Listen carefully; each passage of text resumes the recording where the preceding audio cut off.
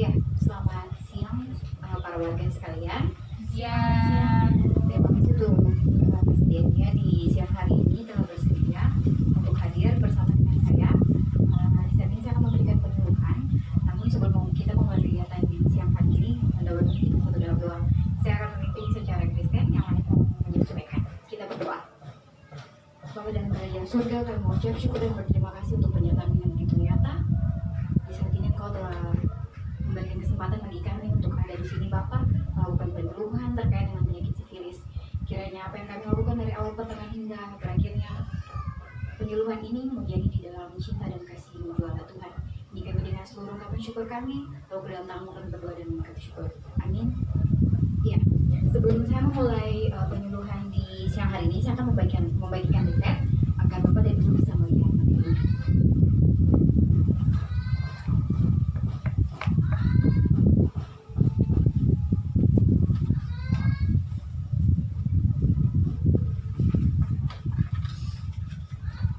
Ya, baik. Sebelum saya melakukan penyuluhan di siang hari ini, perkenalkan dulu, nama saya Marliana Orundeki. Saya mahasiswa dari Sekolah Tinggi Ilmu Kesehatan Immanuel Bandung. Di saat ini saya akan melakukan penyuluhan tentang penyakit sifilis, yang bertujuan untuk Bapak Ibu bisa mengetahui apa itu definisi dari penyakit sifilis, tanda dan gejalanya, klasifikasinya, pencegahannya, dan penata laksanaan terkait dengan penyakit sifilis ini. Baik, untuk tidak membuang-buang waktu, kita masuk saja dalam penyajian materi. Bapak Ibu boleh lihat juga di refernya. Saya juga mau memberikan gambar balik agar bisa dilihat gambar-gambarnya. Mohon maaf bila tulisannya kecil, tidak bisa dilihat, tapi saya akan membacakannya agar bisa dimengerti. Ya, definisi dari sifilis sendiri. Sifilis ini merupakan penyakit yang disebabkan oleh Treponema pallidum yang sangat kronik dan bersifat sistemik. Pada perjalanannya dapat menyerang hampir semua anggota tubuh, dapat menyerupai berbagai penyakit, mempunyai masa laten dan dapat ditularkan dari ibu ke janin.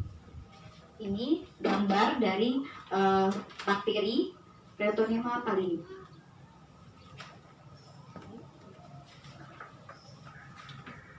Ya, yang kedua kita masuk pada penyebab dari sifilis sendiri. Penyebab dari penyakit ini yang tadi saya sudah jelaskan, Treponema pallidum yang termasuk dalam ordo Spicuratales, familia Spicurathalestae dan genus Treponema. Bakteri penyebab sifilis ini juga menyebar melalui kontak fisik dengan luka yang ada di penderita. Melihat penularannya, sifilis rentan tertular pada seseorang yang sering bergonta-ganti pasangan seksual. Ya, Bapak Ibu, ini gambar-gambar dari ini adalah bentuk ulkus atau yang biasanya disebut dengan luka. Ini yang biasa ada pada penis atau bagian alat kelamin laki-laki, dan ini adalah bagian vagina yang biasanya ada pada alat kelamin perempuan. Ini yang bagian dalamnya ya. Bisa lihat. Untuk klasifikasi dan gejalanya sendiri Bapak Ibu, sifilis ini terbagi menjadi dua, yaitu sifilis kongnital dan sifilis akolisital atau sifilis yang didapat. Jadi stadium ini itu menular dalam 1 tahun sejak infeksi, terdiri atas stadium 1, stadium 2, stadium rekuren, dan stadium laten dini. Kemudian untuk yang didapat itu stadium lanjut dan tidak menular. Setelah 1 tahun sejak infeksi, terdiri atas stadium laten lanjut dan stadium 3. Untuk pasien-pasien yang sudah masuk pada stadium 3 ini biasanya kecil sekali kemungkinannya untuk dia bisa hidup, dan kebanyakannya pasien-pasien ini meninggal. Baik, untuk pencegahannya Bapak Ibu sekalian, pencegahan yang pertama itu ini harus kita ketahui bersama ya. Sifilis ini kan merupakan penyakit menular yang boleh dikatakanlah adik dari penyakit HIV. Jadi karena banyak orang mendapatkan penyakit ini, itu mereka biasanya itu berganti-ganti pasangan. Nah, untuk pencegahannya itu, yang pertama kita tidak boleh berganti-ganti pasangan, artinya setia pada pasangan Anda. Itu yang pertama. Yang kedua, berhubungan seksual yang aman, selektif dalam memilih pasangan dan memperhatikan protektif seks. Artinya, ketika Anda tidak mampu untuk tidak setia dengan pasangan Anda, maka lakukanlah hubungan seksual tetapi dengan menggunakan kondom agar tidak tertular penyakit ini. Kemudian yang ketiga, menghindari penggunaan jarum suntik yang tidak steril dan transfusi darah yang sudah terinfeksi. Artinya pencegahan ini dilakukan karena sifilis ini kan juga maksudnya penyakitnya tidak didapat secara langsung dari pasien yang terkena, tapi ada juga secara tidak langsung dari jarum suntik dan transfusi darah. Jadi untuk meminimalisir agar tidak terjadi penyakit ini, maka kita harus menghindari namanya jarum suntik dan transfusi darah yang sudah terinfeksi. Ya, untuk penata laksanaan sifilis tersendiri, karena ini merupakan bakteri, bakteri itu bisa diobati dengan antibiotik. Berbeda pula dengan virus. Kalau virus itu harus dengan vaksin. Nah, untuk penata laksanaan sifilis ini, penderita sifilis diberi antibiotik penisilin yang paling efektif. Penyajian materi sudah selesai, Bapak dan Ibu. Saat ini saya akan membuka beberapa pertanyaan. Apakah dari Bapak dan Ibu ada yang ingin ditanyakan? Saya persilakan. Oh iya, Ibu silakan memperkenalkan dirinya ya. Terima kasih atas kesempatannya. Di sini saya mau bertanya di bagian Namanya siapa, Bu? Oh iya. Perkenalkan, nama saya Cindy. Di sini saya mau bertanya di bagian klasifikasi dan gejala. Kan di sini sifilis dibagi menjadi dua bagian, sifilis kongenital sama sifilis akuisital. Yang ingin saya tanyakan di sini, sifilis kongenital itu seperti apa ya, Bu? Terima kasih. Iya, sama-sama. Mungkin ada lagi yang ingin ditanyakan, saya persilakan. Iya, silakan Pak. Iya, terima kasih untuk kesempatan yang diberikan bagi saya. Nama saya Bapak Arman. Terkait dengan penjelasan materi yang tadi Ibu sampaikan tentang sifilis, yang saya ingin tanyakan bahwa apakah memang ketika ibu yang sedang mengandung itu tertular penyakit sifilis, apakah bisa sembuh atau tidak? Ya, terima kasih. Iya, terima kasih Pak Arman untuk pertanyaannya. Saya akan merangkumnya. Mungkin ada lagi yang ingin ditanyakan? Saya, Bu. Iya, silakan Bu. Ya Ibu, terima kasih untuk kesempatannya. Perkenalkan, nama saya Ibu Ria. Di sini saya mau bertanya Bu. Tadi saya sudah dengar tentang gejala-gejala dari sifilis. Boleh saya tahu apakah ada gejala lain yang ditimbulkan dari penyakit sifilis ini Bu? Ya mungkin itu saja. Terima kasih. Ya, terima kasih Bu Ria untuk pertanyaannya. Saya akan menjawab masing-masing pertanyaan saat ini. Untuk pertanyaan dari Bu Cindy, apa itu sifilis kongenital? Ya, pengertian sifilis kongenital sendiri itu adalah sifilis yang didapat dari ibu hamil yang terkena sifilis dan menyebar kepada anaknya saat dalam kandungan atau pada saat bersalin. Jadi dari ibu ke ibu, seperti itu. Apakah Ibu mengerti?